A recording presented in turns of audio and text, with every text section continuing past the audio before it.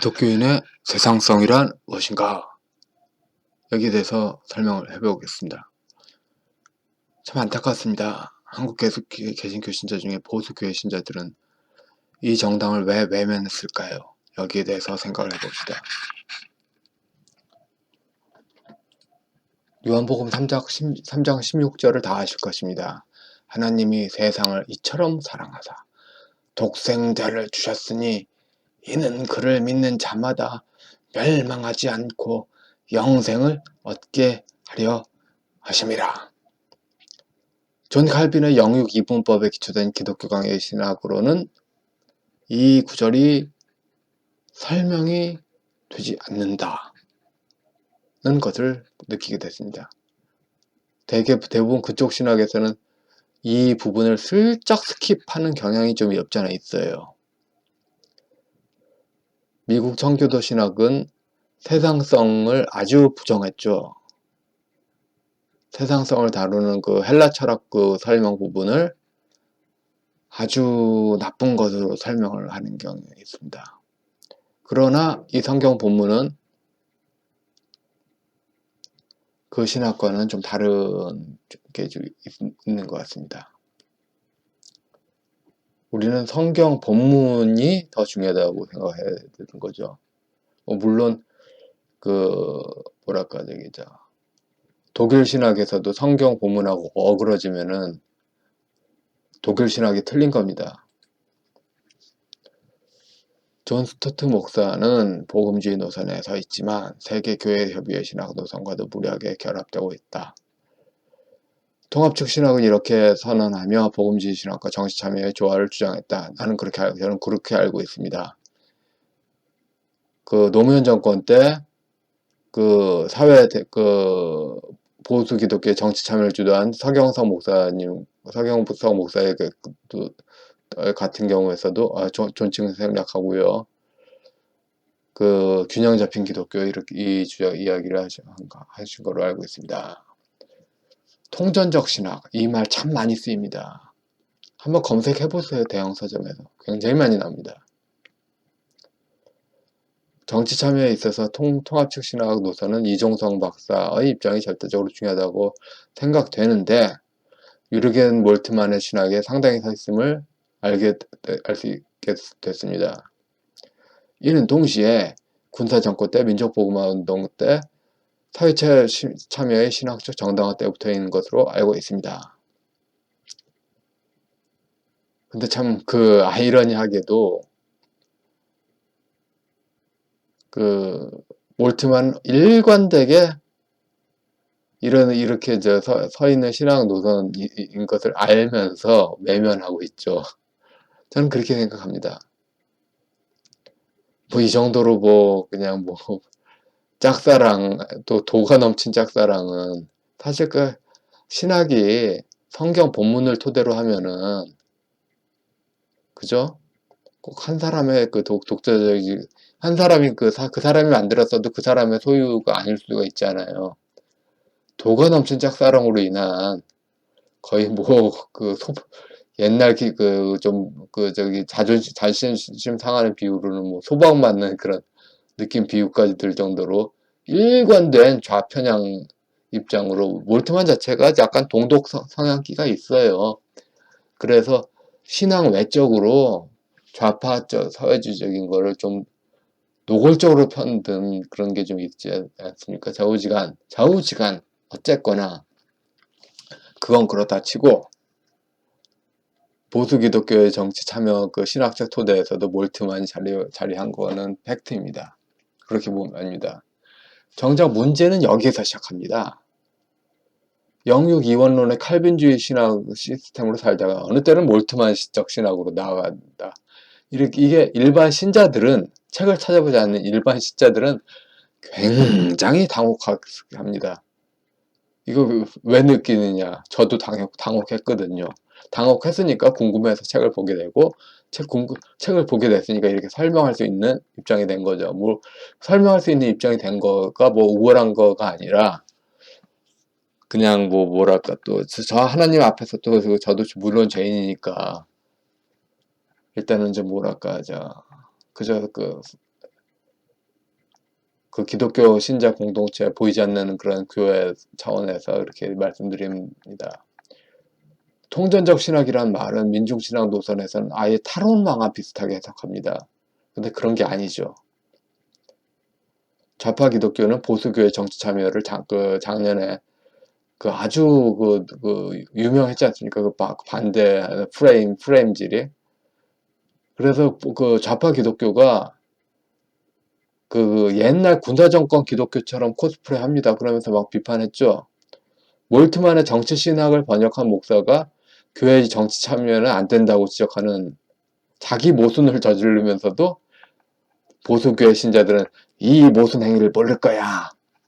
하나님은 아시는데 실제로 제대로 반박을 하지 못했습니다.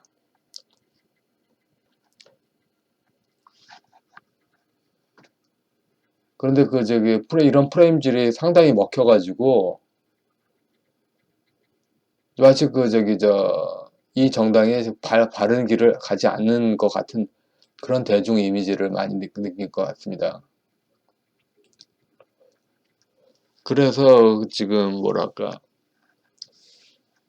영육 이원론의 세상을 부정하는 정치 참여를 안 된다는 신학과 영육 통합에 세상을 긍정하며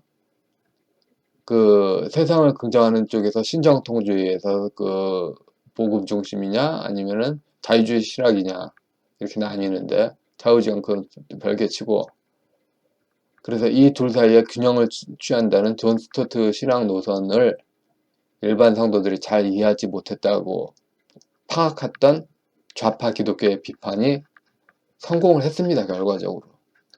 그러니까 대중에서 고립이 됐지. 자, 칼바르트의 책의 한 부분을 땄습니다. 성화 형태 안에서 하나님과 세상의 화해는 하나님과 거룩한 사람들, 다시 말하여 그들의 죄에도 불구하고 자유를 가진 사람들 사이에서 발생하는 사건이다. 그리고 그것은 또한 다른 모든 인간들 중에서 하나님을 위하여 현존하고 자신들의 존재와 행동과 고난과 함께 하나님을 봉사하는 사람들을 위하여 하나의 백성으로 창조하신다는 사실에서 발생한다.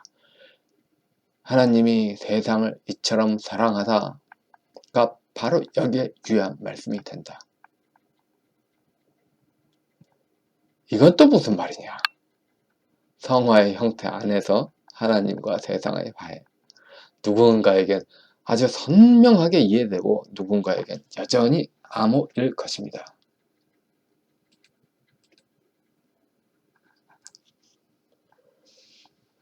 이것은 구약 창조사관과 신약의 계약사관을 나란히 놓고 본 데서 문제가 풀린다고 봅니다. 산상수훈 있지 않습니까? 산상수훈이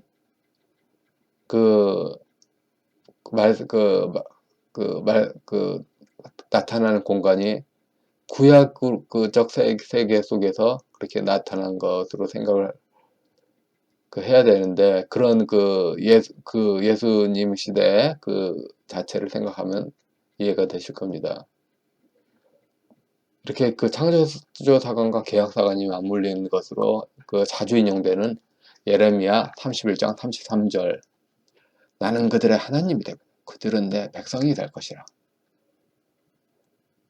이것도 이 시점 이렇게 읽어볼 필요가 있습니다. 창조사관과 계약사관의 맞물림은 요한복음 서두부터 시작됩니다. 구약성경의 창세기에 대한 이해가 없이는 이 부분은 전혀 해석되지 않습니다. 그리고 요한복음 1장 1절부터 5절까지, 여기서 5절이 참 아주 중요합니다. 말씀을 통해서 창조사관과 계약사관이 만나는데 신자들이 일어나간 사회공간이 하나님 말씀을 통해서 세상을 창조하는 것이라는 이야기인데, 여기서 강조되는 게 빛입니다. 이것은 일반 계시, 하나님 구약 창조에서 일반 계시 세계이기도 하면서 동시에 이방 세계하고 연결되는 거죠. 헬라 문화, 그래서 파스칼의 팡세는 이런 의미에서 중요한 책입니다. 기독교인만이 신앙을 이거 잘못 썼다. 죄송합니다. 잠깐만요. 고치자.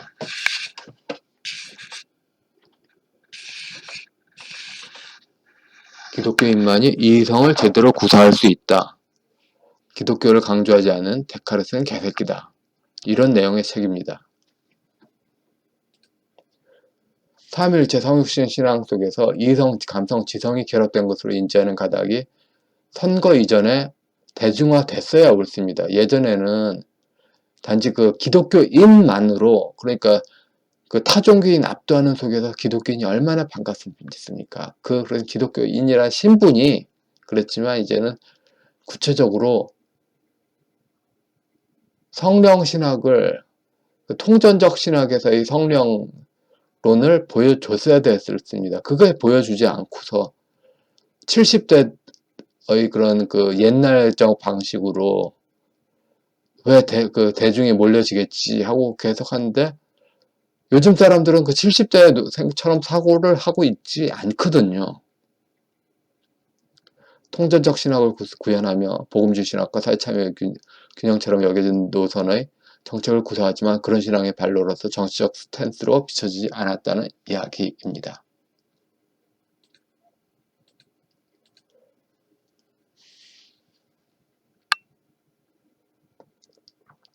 아스팔트 운동뿐만 아니라 보수교에서도 참 그렇습니다. 저 개인적으로는 기독교 서점에서 엄청나게 그 책이 참 많이 나옵니다. 신학자가 4,000명이라는데 엄청나게 좋은 책을 번역하고 소개합니다. 그리고 해설 논문도 많고요. 그런데 다음 세대가 기독교인이 얼마 없죠. 저는 그렇게 생각합니다. 그래서 이렇게 그 세상에 잘 퍼져 있지 않은 그런 또 서적을 세상에 그렇게 알차게 쓰여지도록 이름 없이 빛 없이 전하는 것도 그 성령 사역의 하나일 수 있다고 봅니다.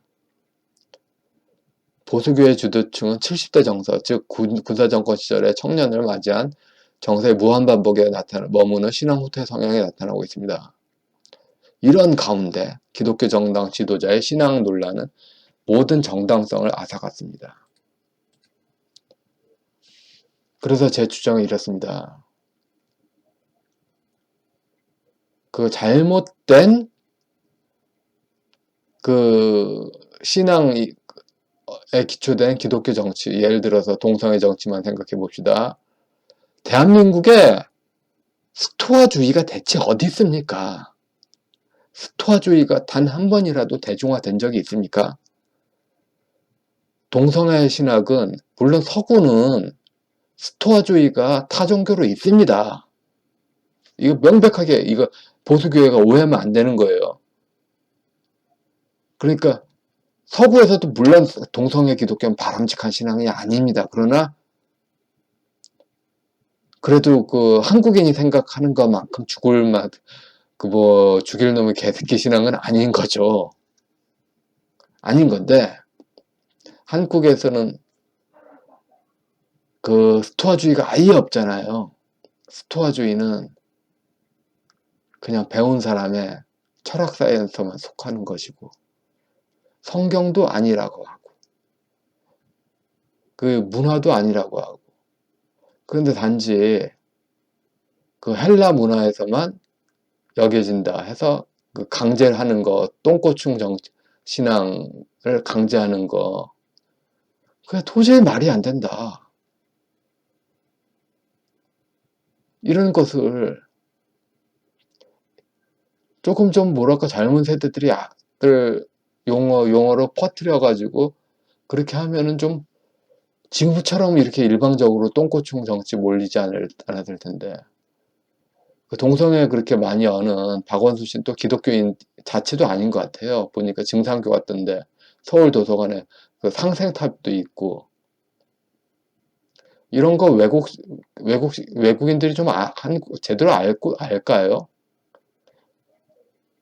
그 외국인들이 아무리 한국에서 우리말 쓰고 잘한다고 해도 20대 대학생보다 그 한국 사회를 잘 알기 힘들어요.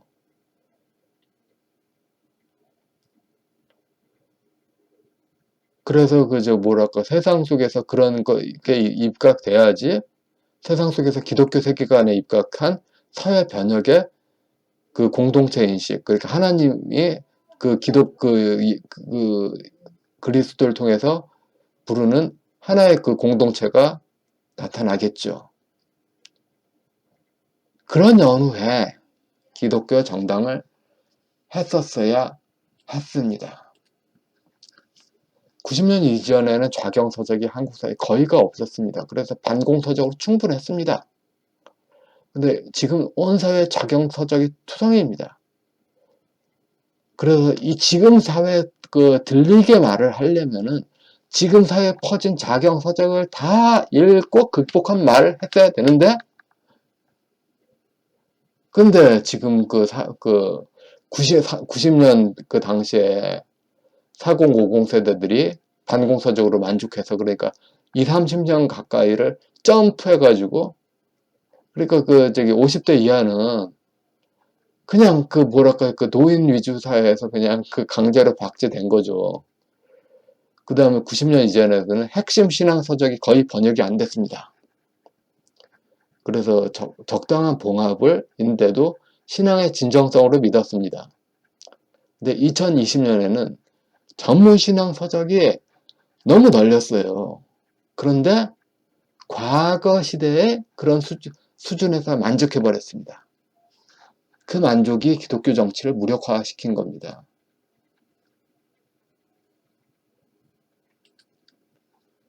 자유민주적 기본질서는 독일 기본법 법리입니다. 히틀러 독재사를 복직하지 않겠다는 신앙적 의지가 반영된 법리인데요. 지금 자유민주 체제를 수호한다는 것은, 물론 자유민주적 기본 질서가 곧장 기독교는 아니에요. 기독교적 질서라고 볼 수 있는데, 유럽 사회 질서라고 볼 수 있는데, 곧 이퀄은 아니에요. 그런데도 그 규범을 사회에 많이 퍼뜨려야지 사회에서 함부로 자유민주 체제를 흔들려고 하지 않겠습니까? 그런 기독교 인문학을 통한 대중확보가 필요합니다. 근데 지금 70대 어르신들은 자기 세대만 느끼는 것을 가르치지 않아도 아랫세대가 당연히 알고 그렇게 반복한다, 이런 식으로 착각을 해도 너무 많이 합니다. 대한민국 만들기라는 책은, 이 책은 미국인 학자가 민주당 측이 준 정보에 입각해서만 썼습니다. 그래, 이 책의 미국인 학자는 민주당 측이 당연히 시민민주주의적으로 사고하는데 이승만이 지식구만 챙긴다, 이런 식으로 서술을 했는데요. 아닙니다. 오히려 거꾸로예요. 그러니까 다 똑같이 유교적 지배 문화이기는 했는데, 전부가 끼리끼리 타종교끼리 그렇게 하니까 이승만을 왕따 시켜버리는 분위기가 가득했고, 거기서 자기 사람 만들기로서 정치적으로 기독교를 우대를 한 거죠. 그리고 그때 기독교인 인구 얼마가 많지 않았기 때문에 기독교는 절대적으로 의지하게 됐고요.